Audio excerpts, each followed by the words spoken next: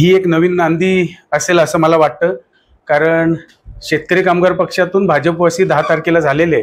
आणि जुने भाजपचे सर्व कार्यकर्ते हे आज मला तितकेच आज म्हणजे तेवढ्याच पद्धतीनं आणि तेवढीच उपस्थिती आज सगळ्यांची लाभली। म्हणून मला वाटतं जे आम्ही मनोमिलन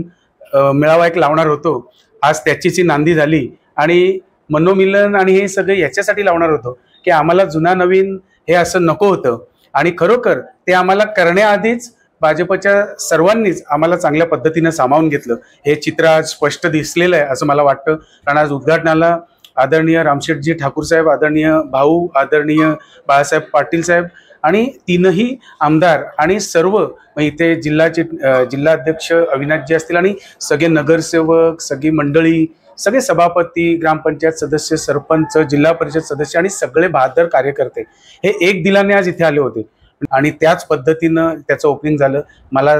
अजून एक याच्यातून सांगायचं आहे की जसं पूर्वी आम्ही ज्या पद्धतीनं आमची कामाची पद्धत किंवा आम्ही चळवळीतून घडलेली सगळी मंडळी आहोत, तर त्याच पद्धतीनं हे कार्यालय आज सर्वांसाठी खुलं झालेलं आहे। कारण येणारे किंवा असणारे नागरिकांचे प्रॉब्लेम किंवा कुणालाही कसली काही मदत असेल तर या कार्यालयातून ती 100% सोडवण्याचा आम्ही प्रामाणिक प्रयत्न करणार आहोत हे मी तुम्हाला सांगू इच्छितो। कारण ज्या पद्धतीनं आता सगळ्यांचे आता नव्याने आता जूनला येणारी शाळा चालू होणार, मग कोणाला ॲडमिशनचे प्रॉब्लेम असतात, कोणाला काहीतरी दाखल्याचे प्रॉब्लेम असतात, ही सुरुवात हे तर अगोदर करत आलोय। परंतु या छोट्या छोट्या गोष्टी जरी असल्या परंतु आपल्या पाल्यांना म्हणजे त्या पालकांसाठी ही खूप मोठी अडचण असते, तर या सगळ्या गोष्टी इथून सोडवल्या जातील असं मी सांगू इच्छितो। आणि जे आमच्या सोबत आणि जे आज आलेत, आज पुन्हा एकदा प्रवेश करते बरेच एकदा झालेले आहेत, मग आमच्या सोबत आता असणारे कामोठेवासी असणारे, कामोठ्यातील असणारे आमचे सगळेच, मग खरात साहेब असतील, अल्पेशजी असतील, खांदा कॉलनीतून आमचे भगतजी असतील आणि इतरही ठिकाणाहून, कारण ज्या दिवशी 10 तारखेला पक्षप्रवेश झाला